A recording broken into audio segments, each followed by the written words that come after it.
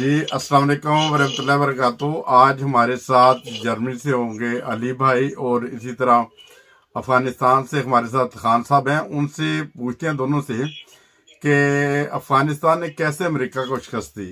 अस्सलाम वालेकुम वरहमतुल्लाहि वबरकातुहू। वालेकुम अस्सलाम भाईजान।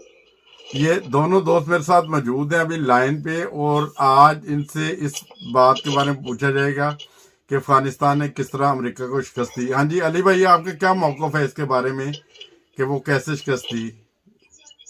नहीं भाई देखें, ये मेरा ख्याल एक जज्बा था जो अफगान कौम के अंदर था कि अपने मुल्क का दिफा करना। उन्होंने गैर मुल्की तसल्लुत जो है वो कभी भी कबूल नहीं किया। और अगर आप देखें, पाँव में चप्पलें पहने हुए और हाथों में गुलेले पकड़े हुए अफगानियों ने जो है वो 20, 25, 30 साल जंग में जो है वो अमरीकी और उसके बेशुमार इत्तेहादी जो है वो वहां से बहरहाल निकलने में जो है वो उनको निकलना पड़ा। तो मेरा ख्याल ये अफगानियों का जज्बा था और अपने मुल्क से प्यार मोहब्बत और अपनी सरजमीन पे वो गैर मुल्की तसल्लुत जो है वो कबूल करने के लिए तैयार नहीं थे। और आज जो है वो आज रिजल्ट जो है आपके सामने आ चुका है। रूस को भी इन्होंने हराया और रूस भी वहां से निकलने पे मजबूर हुआ, और आज जो है अमरीका और उसके तहादी भी निकलने पे बहरहाल मजबूर हो गए। इसको मैं उनका जज्बा करार दूंगा और अपने मुल्क गैर मुल्क के तसल्लुत को कबूल ना करना। और हमें भी इससे नसीहत पकड़नी चाहिए कि किसी भी मुल्क के अंदरूनी मामला में मुदाखलत ना करें। हर कौम, हर मुल्क को ये हक है, उसकी आवाम को ये हक है कि वो अपने मुल्क के नुमाइंदों का चुनाव खुद करे। और गैर मुल्की जो है वो वहाँ पे अपने इंटरेस्ट जरूर रखें, लेकिन वहाँ पे कब्जा जमाने इस अमरीकी शिकस्त के बाद जो है वो हो चुकी है और हम सबको इससे बहुत सीखना चाहिए। सही, जज़ाकल्लाह। वो तो खान साहब आप बताएं कि मैंने तो जो बाइडेन का बयान सुन के हैरान हो गया था, अमेरिका का सदर वो कह रहा था 1 ट्रिलियन से ज्यादा अमेरिका का नुकसान हुआ है इस जंग में। तो आप इसके बारे में बताएं कि थोड़ी सी क्या सूरत हाल है जंग की, जो सूरत हाल गुजरी है जो। देखिए, इसमें कोई शक नहीं है कि बेशुमार जो है 60,000 के करीब जो है ना जानों का नुकसान हुआ। वो बिलियन के हिसाब से जो है पैसों का ज़या हुआ और वक्त ज़या हुआ। 20 साल का एक टाइम ज़ाया हुआ है। लेकिन हासिल वसूल क्या हुआ? आज वो मुल्क पहले से भी बदतर हालातों में चला गया है और कुछ भी हासिल वसूल नहीं हुआ है। असल में इनका मकसद था, यहाँ पर इनसे फाइट करते थे चाइना को, ईरान को और पाकिस्तान को कवर करने का। लेकिन इनको जो हुकूमत है, जैसे अली भाई ने तबसरा किया, बहुत जबरदस्त है कि उन लोगों के जज्बा और जज्बात को जो है ना ये काबू नहीं कर सके और उन्होंने अपने जज्बात में इंतहा कर दी। 30 से 40 साल हो गए, पहले रशिया से लड़े हैं और अभी इन लोगों के साथ लड़ते लड़ते वो इस मकाम पर आ गए कि इनको मजबूर होकर अपना हथियार डालना पड़ा कि हम इस कौम से जीत नहीं सकते हैं। ये भूखे प्यासे नंगे रहकर भी जो है हमारी बात को तस्लीम नहीं करते। ये और कौमों की तरह नहीं है कि माई बाप बना लिया और वो सिलेंडर हो जाए। तो अभी हमको इनको रास्ता देना चाहिए। और अभी तो बहुत अच्छा मुआहिदा हुआ है कि आप अपना झंडा भी बनाए, आप अपनी जैसी रियासत चाहते हैं इस्लामी। ये जो ट्रम्प है उन्होंने मुआहिदा किया है कि हम इसलिए तैयार हैं आपसे। अच्छा, और आप देखेंगे आने वाले दिन जो है वो अच्छे होंगे। अभी कोई ऐसा नहीं है अगर कोई तीसरी कुव्वत को फटा ना करा दे, वरना ये सूरत हाल अभी अच्छी जाएगी भाईजान। अभी जो सूरत हाल नजर आ रही है, यहाँ पे ट्रैफिक रमा तमा है, लोग आ रहे हैं जा रहे हैं, कारोबार कर रहे हैं। इस टाइम यहाँ पर 4 से ऊपर का टाइम हो गया है, लेकिन अब भी रोडों पर रश है। कोई ऐसी बात नहीं है जैसे पहले कभी हुआ करता था।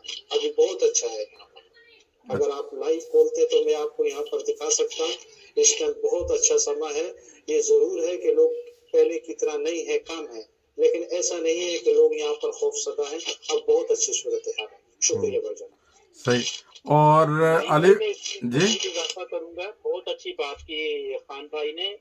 ये मेरा ख्याल उन ममालिक के लिए भी एक सबक है। अमेरिका की जो शिकस्त हुई है, जो ये समझते थे कि अमेरिका ही एक सुपर पावर है और वाहिद सुपर पावर है, तो वो जो अमेरिका के डर से जो है वो मुतालबा के ढेर हो गए कि हम आपके मुल्क को जो है वो पार्किंग एरिया बना देंगे। वो जो अफगानिस्तान को 30 साल में पार्किंग एरिया नहीं बना सके और इनको जो है वो शिकस्त खाकर वहां से निकलना पड़ा। یہ میرا خیال ان ممالک کے لیے بھی سیکھنے کے لیے جو ایک بہت بڑا اس میں جو ہے وہ سبق ہے. جی اچھا خان صاحب، اس کے اوپر وہ کوئی ہم اگر سوشل میڈیا پہ جہاں پہ بہت سیریس پروگرام بھی آتے ہیں، وہاں پہ کامیڈی کے پروگرام بھی آتے ہیں.